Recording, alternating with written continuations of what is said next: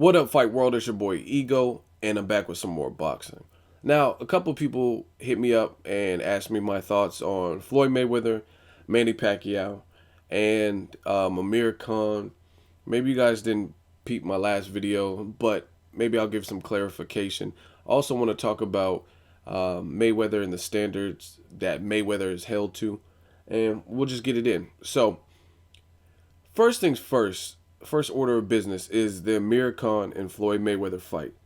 Now, I distinctly remember making a video and posting on my channel calling it the top 5 reasons that Mayweather and Khan should not happen. And I firmly believe that.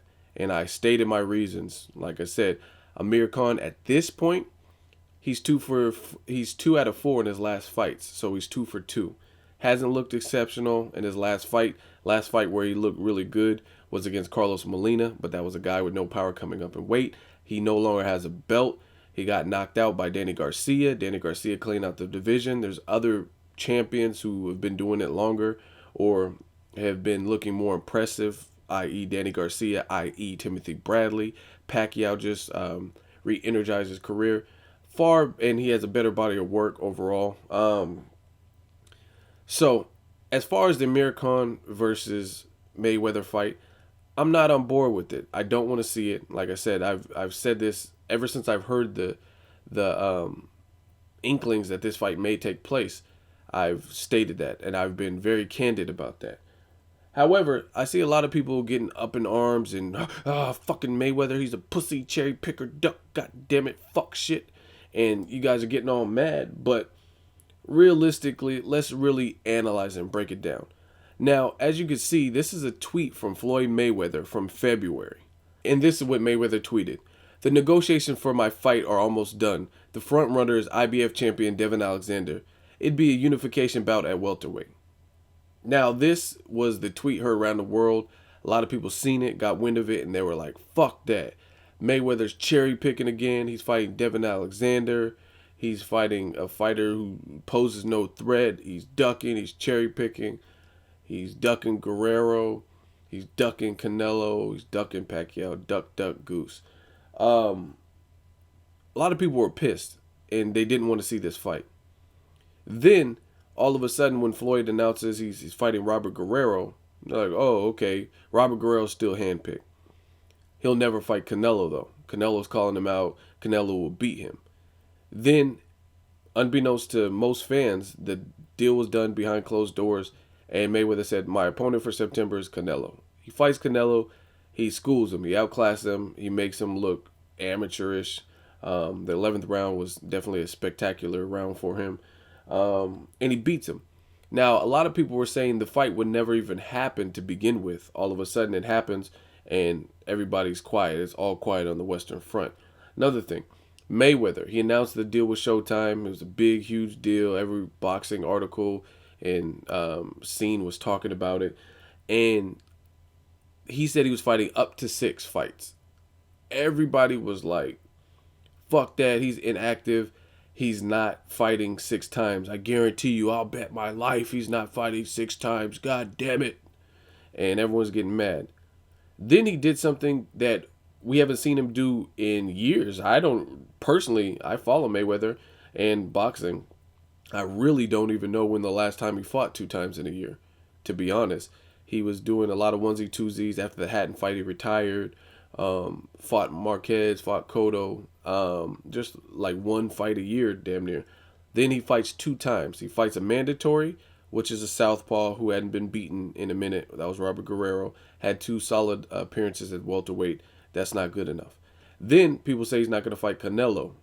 That's not good enough. He fights him, and then it's still not good enough. Canelo was too green. So if you get the gist, it's the point being, Mayweather fans and fanatics and people who hate him, they're never going to be satisfied. Like I said, he lied to the public because damn near, I know for sure he knew Devin Alexander wasn't no goddamn front runner at the point when he put that tweet.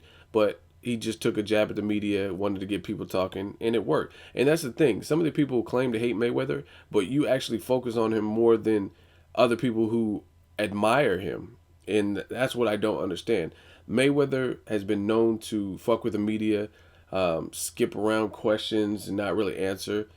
He feels that's what he can do, like he's on that level or whatever. But point being, most fans that hate Mayweather are never ever, I repeat, never ever going to be content with what he picks or what happens. It's really a lose-lose situation. Like I said, I gave you examples. Devin Alexander, he lied and said, "Hey, he's the front runner."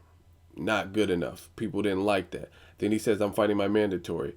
A lot of people said he was ducking. They said he's not going to fight Robert Guerrero because he's southpaw and he's hungry, blah, blah, blah, younger. He fought him and beat him.